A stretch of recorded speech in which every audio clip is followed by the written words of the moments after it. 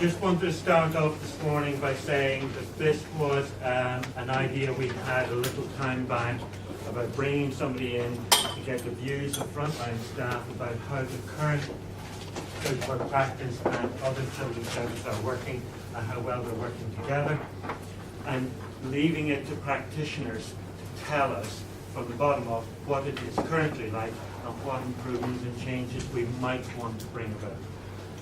We'll come back to the staff who have been here the whole way through the week and some of the week, but just to say there's been a tremendous amount of hard work done here, and people have genuinely looked at the issues that confront them on a daily basis, and you're going to hear about that in some detail.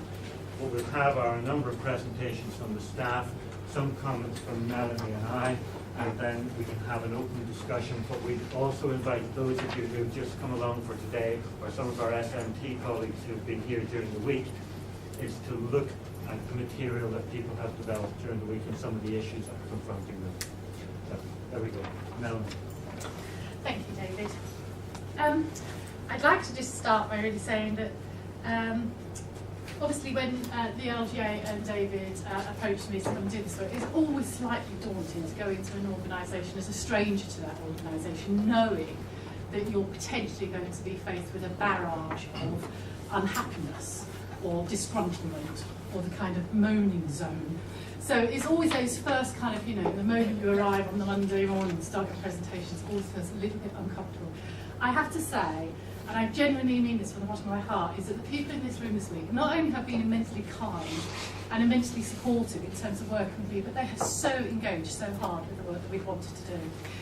And not only the people in this room, we've used this iterative process where they have gone back each day, back to their teams to get feedback on the work that we've been doing. And the teams have genuinely fed back into that process. So I really didn't want that to go unnoticed. I really wanted to make that comment to start with, that I think the support that the organisation has given me, enabling me to help do this work this week, has been absolutely fantastic. So a huge thank you to you guys that have worked closely with me through the week. So that said, let's move on and talk about kind of why I was approached and the work that I was asked to do.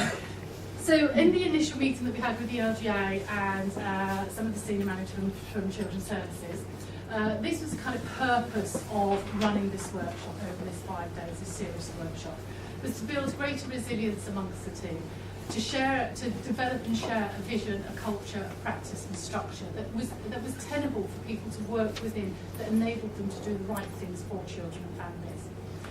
That we would use a co-design process to do that people had talked about not feeling consulted.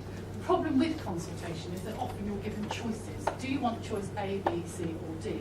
That's not really an engagement process. So we were really keen to use a co-design engagement process. That means you build it right from the bottom up. You understand what the experiences of people doing the job to be able to kind of design different types of solutions.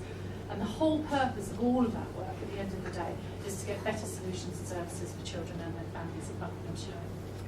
And as David says, I tried to remind him he said this, was that there is a focus on building confidence in the future so that the child's journey is better and staff feel more competent and confident in their role.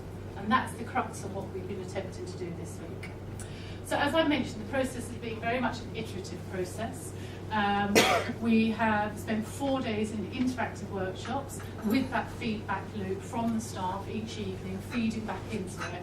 And as the staff have been doing that feedback as well as seeking comments from their colleagues, I have been meeting most evenings with the senior management team, also to get their feedback on what we've been doing and seeking their input each day. What we want as an outcome of this process are those that we would have developed a vision and mission statement, or at least the foundation stones of one to continue to evolve.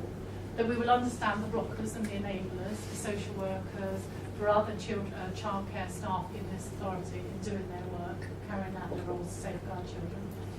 That we'd have identified the actions required to build that more resilient structure. That we'll have understood the co-design process, and that we will hopefully have come up with some new solutions that could be taken forward that will address the challenges that we've identified. So, to begin with, what we recognise is actually there's an enormous amount of baggage that people are bringing into this room on first thing on Monday morning. and that actually enables, in order to be able to move forward, it was really important that we park some of that. So we did spend Monday morning really looking at the history of the organisation. And we started looking at the last sort of 2 or 3 years. In some cases we went back 10 years. But actually what these are is 3 teams split in these, and they're at the back there, you can have a look at them later on, is these the experiences people have had in trying to do their job to work with children and families across Buckinghamshire. And the idea of that is that we have to park it, and that's become a well-worn phrase this week. Park it over there, we've talked about that already. So that's really important so that we can stay now in this place and actually think about going forward rather than rehearsing the past over and over and over. That's not to say that isn't incredibly valued and really important, and it's so significant in terms of how the organisation goes forward. But the other thing with that is we've absolutely recognised the organisation is in this room. The organisation is not outside the room, it's actually in here. And so for people, when they're talking about their organisation, they have to take their personal responsibility and recognise that they are part of this organisation. And that's been a kind of key driver in the conversations we've had this week. So the other thing we did is we also looked at our values, we looked at our personal values and looked at that in relation to how do those filter into our organisational values, because as you will all be very aware that if you have a huge dissonance between your personal and your organisational values, it becomes an untenable position to work in. So it was really important that people felt that the values that they personally held, that this organisation respected those, and actually that there was a kind of collaboration, if you like, between those values. This isn't the final by any stretch of the imagination, but these are the values that people have come up with, and they're up here, which is being about being fair, professional, and using evidence-based judgments.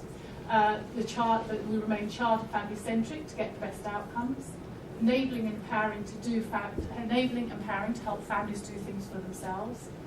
That staff are managed, supported, respected, and equipped to do the best job in a learning environment. That we use scarce resources with best value in mind to achieve the best outcomes for children and young people. That we're honest, open, transparent in our relationships. We do things with fidelity. In other words, we use evidence-based. We don't pick and choose and cherry-pick the bits we like about a model and leave the other bits behind. If a model works and it's evidence-based, that's because it has a DNA to it that needs to be respected. And then the final one was around active participation and taking responsibility for our own actions. Now, as I say, those will need to be continued to be built on. But again, it's a very good foundation stone to kind of move our work forward this week. And likewise, we worked on both our vision statement and our mission statement. And so on the mission statement, which is here, is that we work together with partners and families to ensure all children and young people are feeling safe, happy, healthy and thriving. And again, there's actually a Children and Young People's Plan mission statement, and there was also another one that was developed. So there's still further work to do both on vision and the mission statement in terms of taking those forwards. They are just the foundation stones that need further work with staff on that. What we also talked about was about kind of knowing and learning in terms of how important it is to understand the way in which knowledge becomes known in organisations. And so we did a number of exercises around also kind of understanding what type of knowledge we want to create in an organisation. So for example, are we an organisation, is Buckinghamshire an organisation that wants to improve on what's already there, looking inwards, using its staff to only do that? Or is it an organisation that wants to build on what's already there but using external partners to help do that? Is it an organisation that wants to disrupt what's already there and actually change it but do that internally? Or is it an organisation that wants to totally disrupt things but bring in different vantage points to it, bring in external partners into that? And the reason I raise that, that's all right. The reason I raise that is because it's really important for us to understand what it is we want to do, what sort of organisation we want to be. And I think that kind of knowing how we create knowledge in organisations is critical because it also influences the behaviours that are needed in each of those different ways in which we create knowledge. And that obviously very much links with the way in which the organisation learns. How does Buckinghamshire promote its organisational learning? My view, and this is my personal and professional view, is at the moment what I've heard in this room is that Buckinghamshire has a history of being inward-looking and it hasn't actually been that disruptive in the way that it thinks about its solutions. And therefore, if it's only ever actually inwardly looking and trying to improve what's already there, what we know is that many of those solutions that are already there actually haven't worked. So they will continue not to work. It doesn't matter how better that solution looks, it still will not work. So we have to really think about how do you create an organisation that's far more disruptive and brings far more advantage points to that. And as I say, my view at the moment is that it's not been a disruptive organisation, and that is linked in part to its culture, which is one, I've heard, what its culture is one of uncertainty with a degree of fear. So I think the work we have done, we've looked at some of the theory about that, we've talked about that, but it's a real challenge back to the organisation around the organisational learning. What we then did, from the experience of the professionals, we looked at what it was like to do their job. So we did some user mapping. Normally we would do user mapping with young people and we do it with families if we kind of want to know what the outcomes and the experience for them are. But it felt culturally it was really important to, because of the cultural issues, it felt it was really important to look at it from the staff perspective of what it was like to do the job. And so we have a number of maps around the room, which you can look at later at the back, the long brown sheets, and those are the kind of the user experience of delivering a service to families in Buckinghamshire. And we just identify very simply the miserable and magic moments of working here.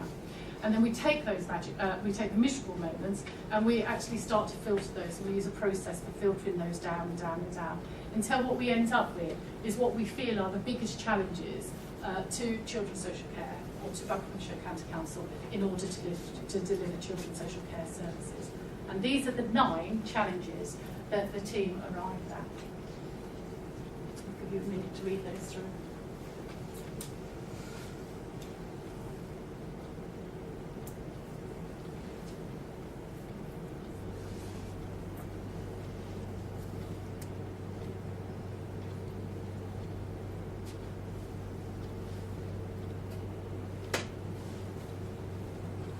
Okay, so what each team has done, then we've split into 4 groups, and each group has taken a number of those challenges.